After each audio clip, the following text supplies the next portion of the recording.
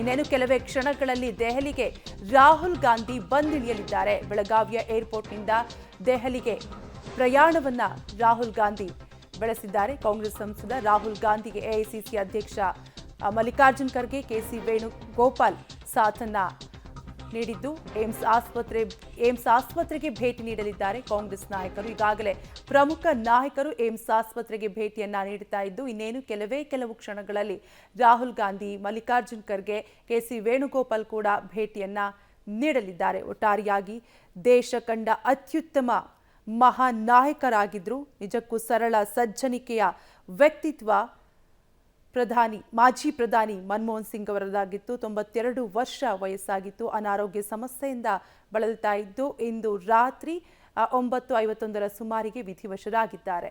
Details ಕೊಡಲು ನಮ್ಮ ಪ್ರತಿನಿಧಿ ದಿಲೀಪ್ ದೂರವಾಣಿ ಸಂಪರ್ಕದಲ್ಲಿ ಕನೆಕ್ಟ್ ಆಗಿದ್ದಾರೆ. ದಿಲೀಪ್, ಈಗಾಗಲೇ ಬೆಳಗಾವಿಯಿಂದ ರಾಹುಲ್ ಗಾಂಧಿ ಅವರು ದೆಹಲಿಗೆ ಹೊರಟಿದ್ದಾರೆ.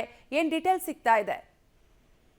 ಹೌದು ಕಾವ್ಯ, ಈಗಾಗಲೇ ರಾಹುಲ್ ಗಾಂಧಿ ಅವರು ಮತ್ತು 7 ಜನರ ತಂಡ ಏನು ಮಲ್ಲಿಕಾರ್ಜುನ್ ಖರ್ಗೆ, ರಾಹುಲ್ ಗಾಂಧಿ, ವೇಣುಗೋಪಾಲ್ ಎಲ್ಲರೂ ಸೇರಿ ಒಂದು 10 ರಿಂದ 15 ನಿಮಿಷ ಮುಂಚಿತವಾಗಿ ಬೆಳಗಾವಿ ಏರ್ಪೋರ್ಟ್ ನಿಂದ ಹಾರಿದ್ದಾರೆ.